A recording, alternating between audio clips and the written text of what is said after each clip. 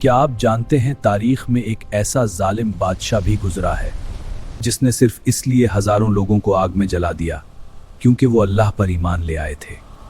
بہت زمانہ پہلے ایک ظالم بادشاہ حکومت کرتا تھا۔ وہ چاہتا تھا کہ لوگ صرف اسی کی عبادت کریں۔ بادشاہ کے دربار میں ایک جادوگر تھا۔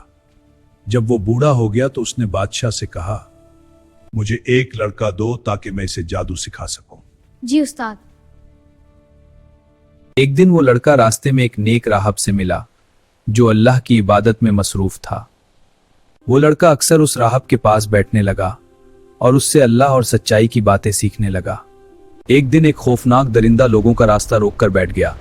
لوگ ڈر کے مارے آگے نہیں جا سکتے تھے۔ اے اللہ، اگر راہب کا راستہ سچا ہے تو اس درندے کو ہلاک کر دے۔ پتھر لگتے ہی وہ درندہ مر گیا اور لوگ حیران رہ گئے۔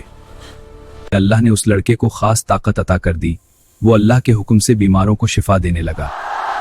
لوگ بڑی تعداد میں اللہ پر ایمان لانے لگے اور یہ خبر بادشاہ تک پہنچ گئی۔ جب بادشاہ کو معلوم ہوا کہ لوگ اللہ پر ایمان لانے لگے، یہ کتنی حرمتی ہے! بادشاہ نے فوراً حکم دیا کہ اس لڑکے کو گرفتار کر کے میرے سامنے پیش کیا جائے۔ یہ طاقت تمہیں کس نے دی؟ یہ سب میرے رب اللہ کی قدرت ہے۔ اسے پہاڑ کی چوٹی پر لے جاؤ اور نیچے پھینک دو۔ سپاہی لڑکے کو پہاڑ کی چوٹی پر لے گئے، لیکن لڑکے نے اللہ سے دعا کی۔ اچانک زمین ہلنے لگی، سپاہی نیچے گر گئے اور لڑکا اللہ کی حفاظت میں بچ گیا۔ جب لڑکا دوبارہ بادشاہ کے سامنے آیا تو بادشاہ حیران رہ گیا۔ بادشاہ نے دوسری کوشش کی، اسے کشتی میں بٹھا کر سمندر میں لے جاؤ اور ڈبو دو۔ سمندر میں طوفان آیا، کشتی الٹ گئی اور لڑکا پھر اللہ کی مدد سے بچ گیا۔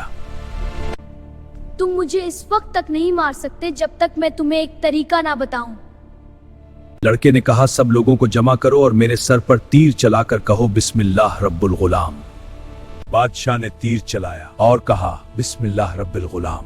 تیر لڑکے کے سر میں لگا اور وہ شہید ہو گیا۔ لیکن جیسے ہی لڑکا شہید ہوا، لوگ پکار اٹھے، ہم اس لڑکے کے رب پر ایمان لائے۔ یہ سن کر بادشاہ غصے سے پاگل ہو گیا اور اس نے حکم دیا، زمین میں بڑے بڑے گڑھے کھودے جائیں۔ ان گڑھوں میں آگ جلائی گئی اور اعلان کیا گیا، جو ایمان چھوڑ دے گا وہ بچ جائے گا۔ لیکن ایمان والوں نے اپنا ایمان چھوڑنے سے انکار کر دیا۔ ایک ماں اپنے چھوٹے بچے کے ساتھ آئی ہے۔ وہ آگ دیکھ کر تھوڑا رک گئی۔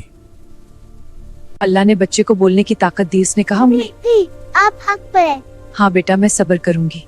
اور یوں وہ ایمان والے اللہ کے راستے میں شہید ہو گئے اور اللہ نے ان کے لیے جنت کی خوشخبری سنائی۔